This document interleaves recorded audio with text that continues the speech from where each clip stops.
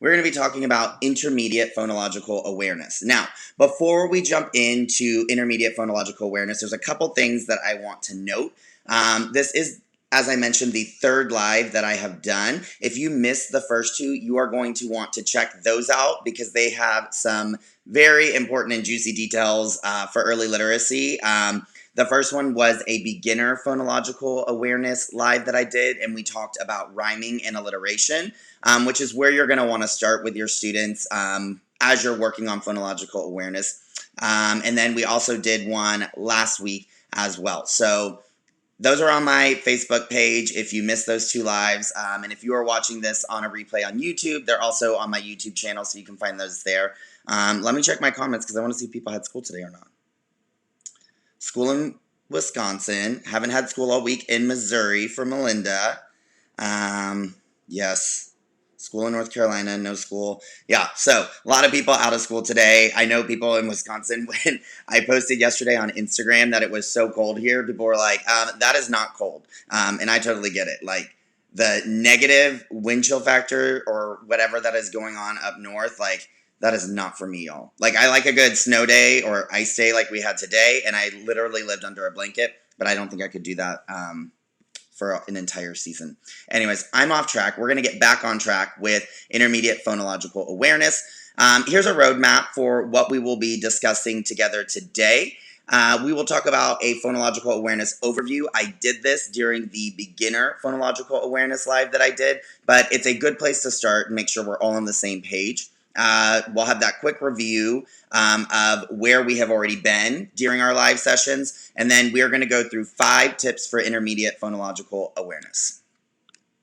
So what is phonological awareness? Phonological awareness is a continuum of skills. It's not just one skill. There's actually different levels. It's kind of like a ladder of skills that students are working towards, and I'll show you an image of that in just a moment, and that it's all related to the sounds in our language. So that's really important to kind of note as we talk about this today, that this is a auditory skill. It's a listening and a speaking skill. There's really no text involved in the actual skill. Now, you can bring text in, but I think that's more so for the teacher's benefit.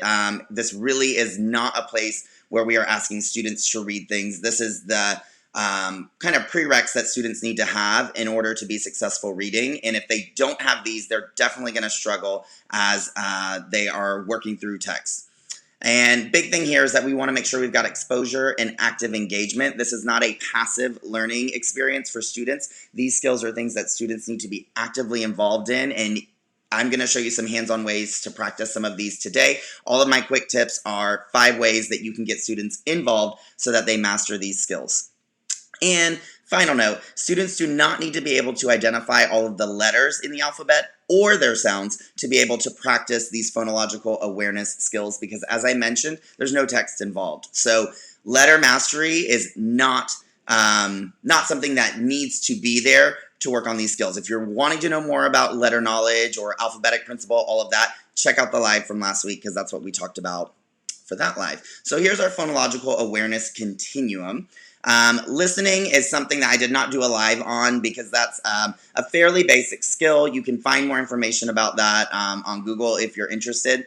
We went over rhyme and alliteration during the first live together. And then you can see going up the complexity ladder, if you will, that sentence segmentation, syllable blending and segmenting, and then onset-rhyme blending and segmentation are kind of that next chunk. And that's what we're going to be focusing on today with that intermediate phonological awareness. So we've done the beginner. We took a break. It's not going to be as great of a camera quality, but you know what? At this point, it is totally fine. We're just going to keep on going.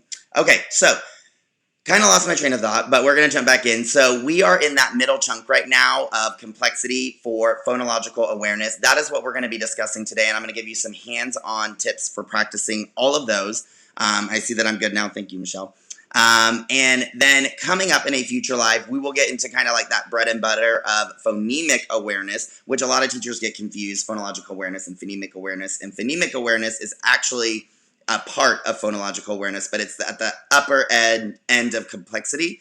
So we're working our way towards that. So when we're talking about sentence segmenting and blending, what I like to start off with is making sure that students understand what sentences are, right? We can't practice segmenting or putting these words together if we don't understand what the kind of base of that is. So I like to do this during read aloud time.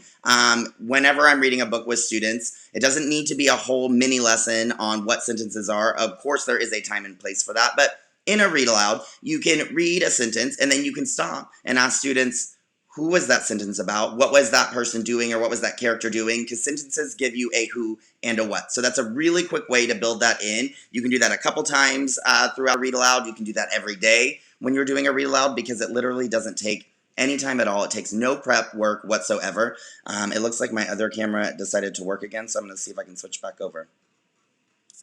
All right, perfect. That's a little more clear. So get a little bit of insight onto what a sentence is before we get into actually segmenting those. Then, for sentence segmenting, like I mentioned, I like to build these into read alouds. Now, once we've already talked about what a sentence is and students can identify the who and the what, maybe you've done some practice with them creating their own sentences, which is a fun game that you can do as well. We are going to start asking students to segment the sentence. In other words, tell us basically how many words are in that sentence, right? Because we are taking kind of that biggest chunk of speech, which is our sentences, and we're going to start breaking it down into words. Students can do this mentally, which is probably not where the majority of your students are going to start. They can do it on their fingers. If the sentence is, the cat ran outside, they can count, the cat ran outside. And we've got 4 words in that sentence.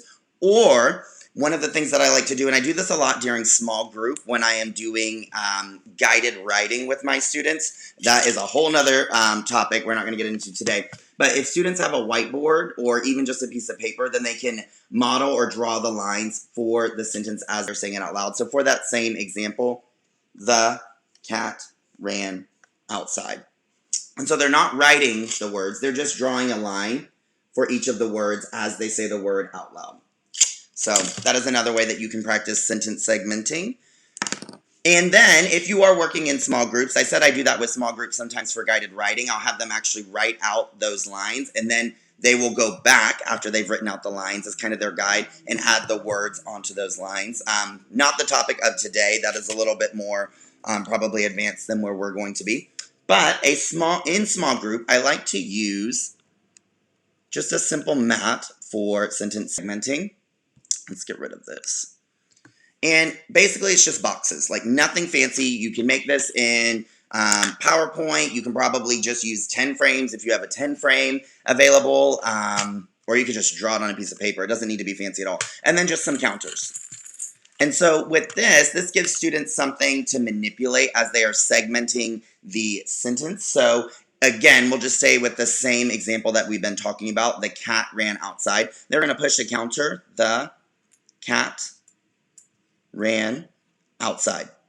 And so now they have manipulated these pieces as they are saying the sentence out loud, and they can count 1, 2, 3, 4. We've got 4 words, and they can segment the sentence out that way as well to count how many words are in there. So that is another quick way to get some practice. That can be done whole group as well. It doesn't have to be done small group. Moving right along. We're doing good on time today, y'all. Let's see. All right, we're moving on to syllables. So before we get into the quick tip for syllables in segmenting and blending, we need to make sure that we have a little bit of a foundation on what syllables are. We are not going to go into all the different types of syllable types. That is a whole different live, or you can find that online, or if you have a program you're using at school, it probably has those spelled out for you. But all words have 1 or more syllables. Every syllable consists of a vowel sound and may or may not be surrounded by consonants. So that's kind of the overarching thing. There's a lot more into what makes the different types of syllables, the types of syllables that they are. And this really is not something that you'll probably go into too much depth with in in kindergarten, maybe a little bit more in first and second, but students should understand when they are segmenting or blending these syllables, basically what they are in a nutshell. So we are transitioning from sentences to words and the word parts. So we started with that big chunk, which was a sentence, and now we're going to start narrowing down and looking at the word level, keeping in mind that this is still an auditory, a listening, and a speaking skill. So one thing that I like to do with syllable blending is to just do a quick routine called slide, slide, slippity slide. So I give the students the syllables down my arm, and then they are going to blend them together after I have given them the syllable. Now, obviously, with this, you're going to want to choose words that are more than one syllable. So let's see, like handed, hand, it, handed. Right, so I'm going to give them the 2 different syllables or 3 syllables. I would start off with 2. When they're comfortable with that, move up to 3 or more syllable words. And then they are going to say the entire word aloud. So they're going to blend that together. This is another routine that I like to do with just blending phonemes or individual sounds. So that would be kind of a little bit of a higher level. So if your students have not mastered syllable blending, you wouldn't want to go on to that next step. But that's where we have all the phonemes. So if I'm doing cat, k, t, and then they would blend that together. But again, a little bit more advanced of where we are talking about today. And then looking at syllable segmenting, another quick routine that you can do for this, so segmenting is where we're going to break it apart into the different syllables, is to give the word to the students and then they break it down on their arm, or they can clap it out. They can hold their hand under their chin. Another really fun way to do it is to have them clench their lips together like that and try to say the word with their lips clenched together. Anytime their mouth wants to open, it won't open because they're clenching together. That is when they are saying a syllable. So another quick way, no prep there. And then syllable hop is a fun game as well, where students can stand in a circle. They could just be at their desk. They don't need to be like near anyone to do any of this. And with each new word, they're going to hop once per each syllable. So they're still going to be breaking it down. It just adds a little bit of movement into it. If you are going in a circle, make sure you choose direction so that kids are not bumping into each other, because that is something that will definitely happen if you don't. Moving on to onset and rhyme. So we've gone from sentence down to the word level where we're looking at syllables. And now with onset and rhyme, we are going to be looking at breaking those syllables down even further. So onsets are any consonant sound that come before the vowel in a syllable. The vowel and any consonant sounds that follow in that syllable are the rhyme. So a very quick example, not going to get too into that, is if we have the word cat. We're using cat a lot today. Our onset is going to be the consonant that comes before the vowel. So there's going to be our onset, which is just the letter C. And then our rhyme is going to be the AT, the vowel and the consonant sounds that follow it within that syllable. That is an overview of onset rhyme. So onset rhyme blending. Like I mentioned already, this is where we are going to be breaking syllables down even further.